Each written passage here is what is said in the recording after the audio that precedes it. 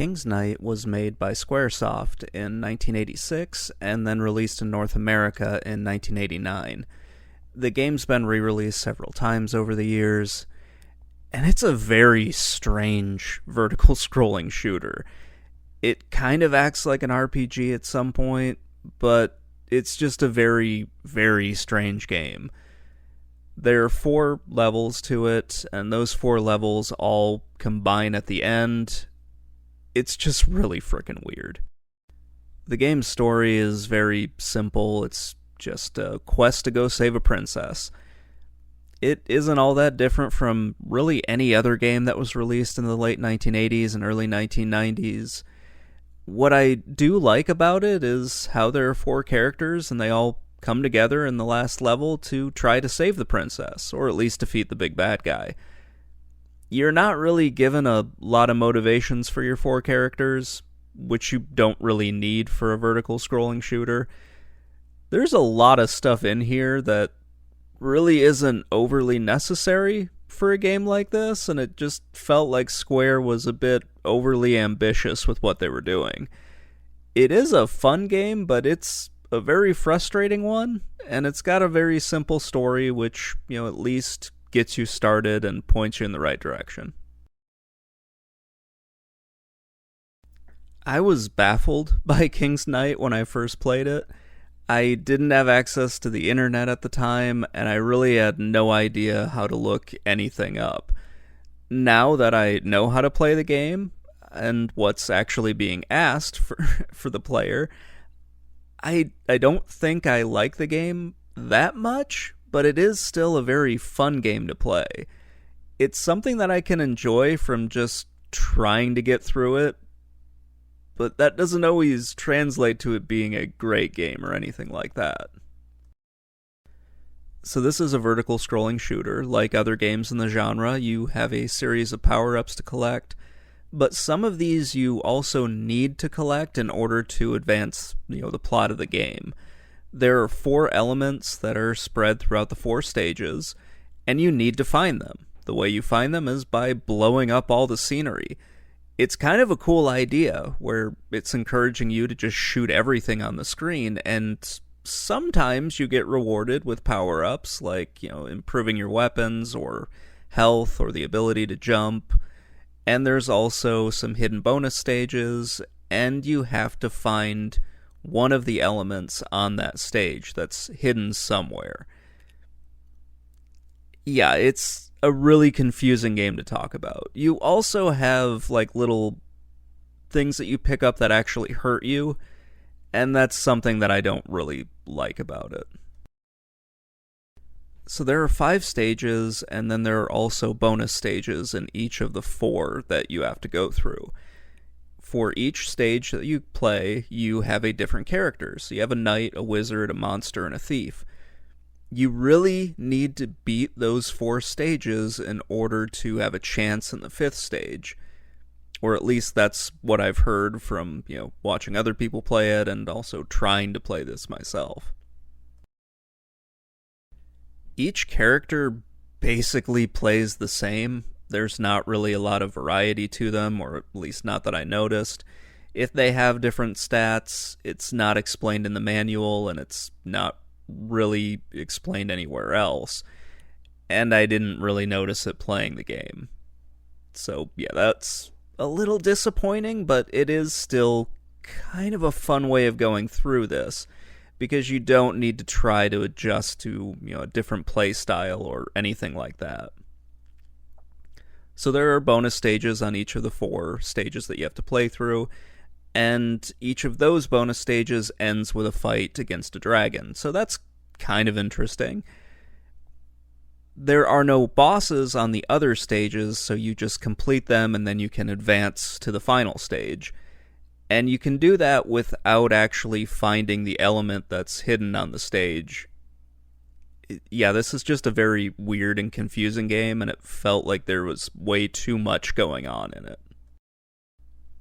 Just about everything can be destroyed in this game, so like mountains, trees, fences, wells, just about everything. It's really cool to do that, and you have to in order to clear a path for you to get through certain areas. It also gives you some more maneuverability when you're trying to get through the game. But yeah, this is also where you're going to find all the things that you need to find in order to advance. Yeah, I don't know. There's just so much going on with this thing, and it is very confusing to try to explain it. You can thankfully find the manual online, which is great. I wish I had it when I first started playing this game so I could have figured out just what I needed to do. Because there's no mention of anything in the actual game when you're playing it, so you don't know about the four elements, you don't know about, collecting them in order to advance. You don't know about the bonus stages or anything like that. That's all contained in the manual. And if you didn't have that, or if you couldn't read it, you were kind of screwed. That happened with a lot of games, but yeah, it's really a pain in the ass here. Overall, I like the gameplay, but I don't like the way it's actually set up. Just a simple looking at it as a vertical scrolling shooter, it's pretty fun.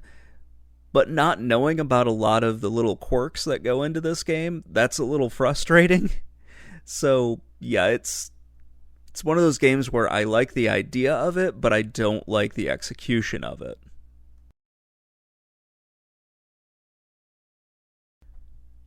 For a game released in 1986, it looks decent enough. There are a few times when the graphics get in the way of the gameplay.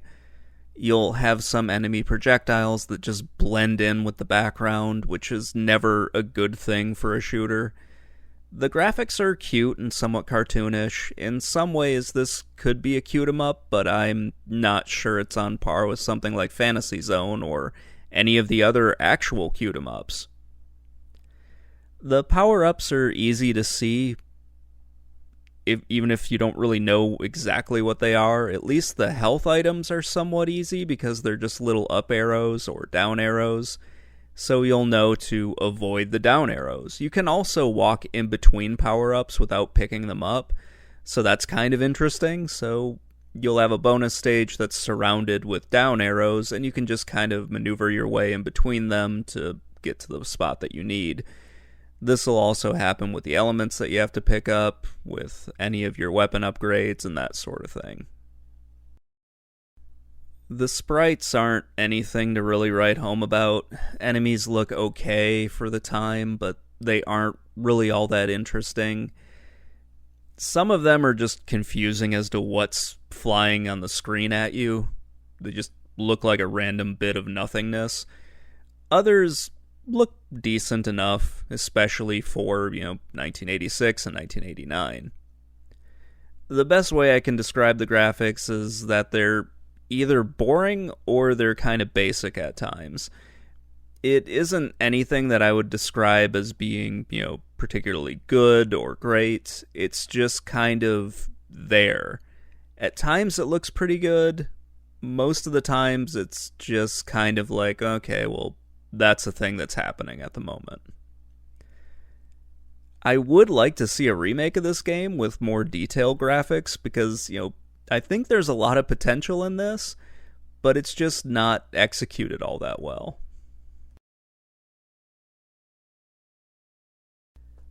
I couldn't find any reviews from 1989 when this game was released in North America.